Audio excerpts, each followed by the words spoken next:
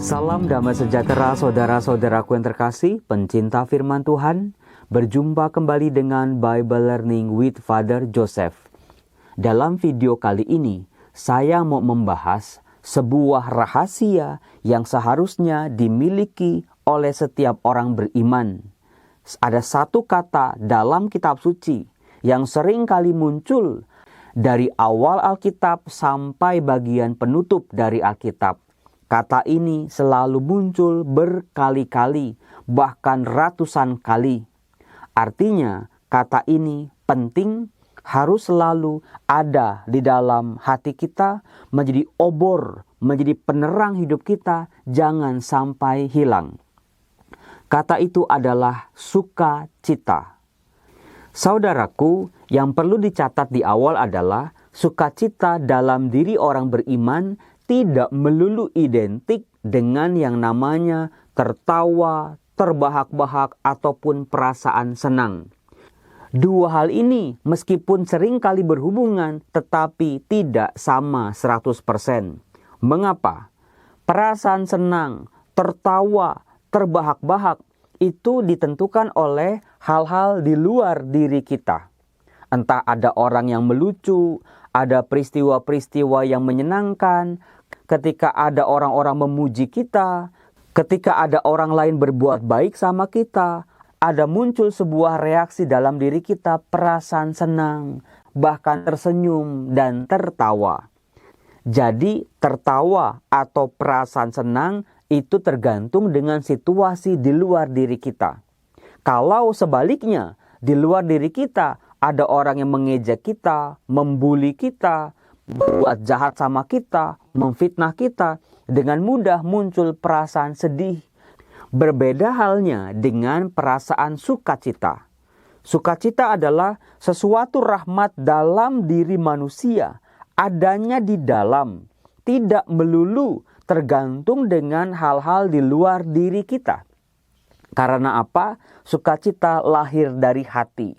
Sukacita berasal dari rahmat Tuhan yang bekerja dalam diri setiap orang beriman.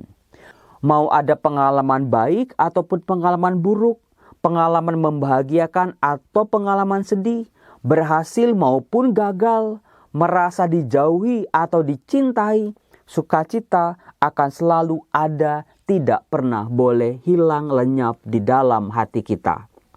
Maka saudara-saudara, dari fakta ini tidak heran kalau ada begitu banyak tokoh-tokoh besar dalam kitab suci digambarkan sedang mengalami sukacita yang berlimpah. Dan juga ada begitu banyak alasan-alasan yang membuat tokoh-tokoh dalam kitab suci ini mengalami sukacita secara penuh.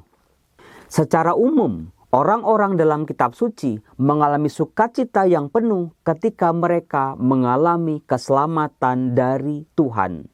Ketika juga doa-doa mereka dikabulkan oleh Tuhan. Silakan Anda tulis di kolom komen kalau Anda menemukan kata sukacita dalam kitab suci. Silakan ditulis kitab mana, bab berapa, ayat apa, dan juga ditulis kalimatnya.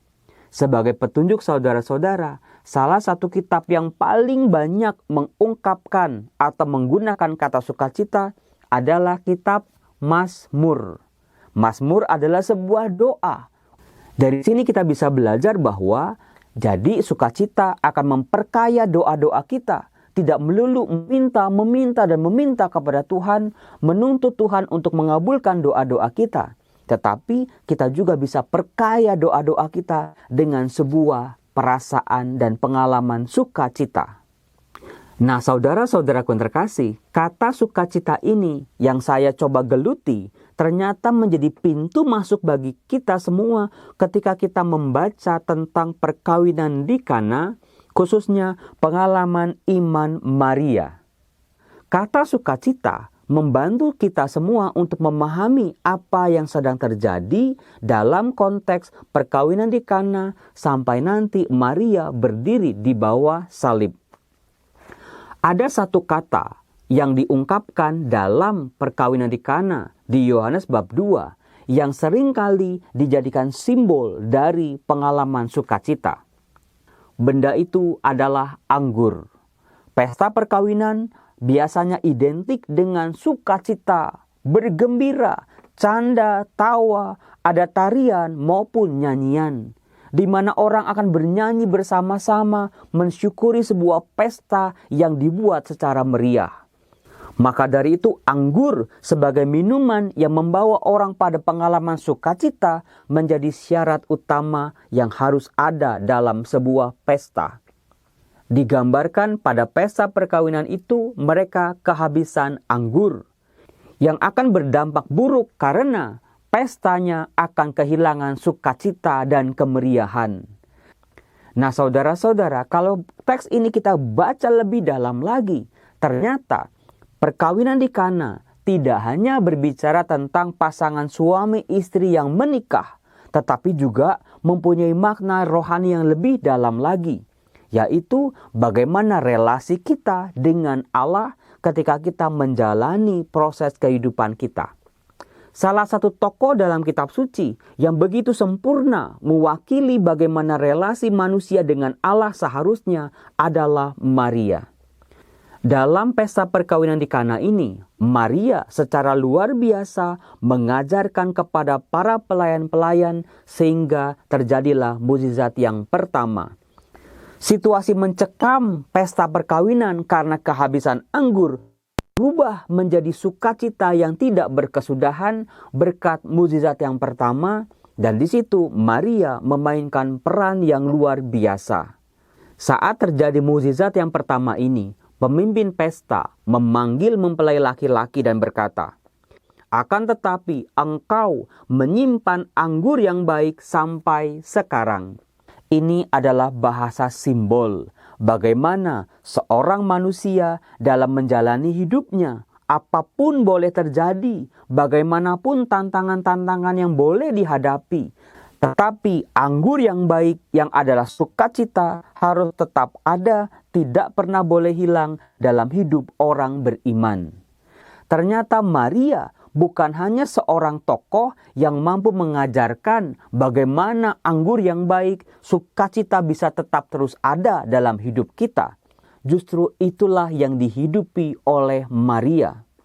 Aneka macam tantangan, hambatan, kesedihan maupun problem-problem yang dihadapi oleh Maria ketika dia menjalankan tugasnya sebagai ibu penebus. Dan mengalami puncaknya ketika Maria berdiri di bawah salib.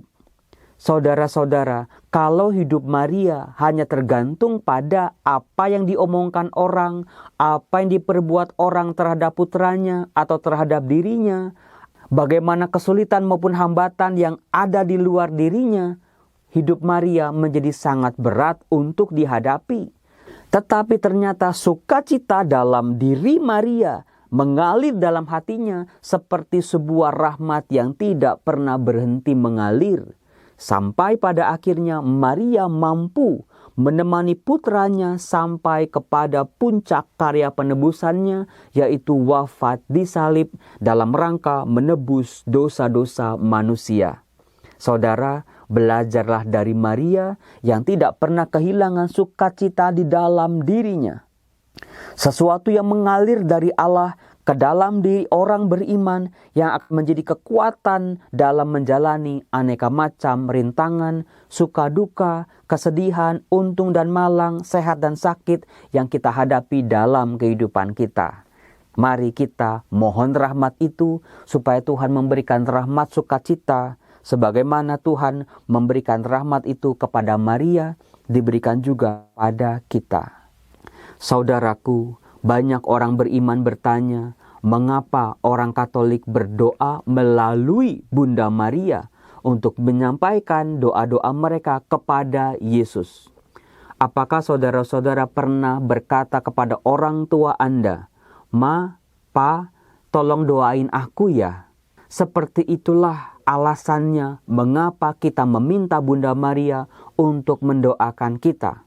Maria adalah ibu Yesus, ibu yang kita hormati, sebagaimana Tuhan Yesus telah menyerahkan ibunya kepada murid terkasih. Mulai saat itu Maria menjadi ibu kita, sebagaimana kita anak-anaknya meminta doa kepada ibu kita yang di surga. Salam damai sejahtera saudara-saudaraku. Tuhan Yesus memberkati kita semua. Amin.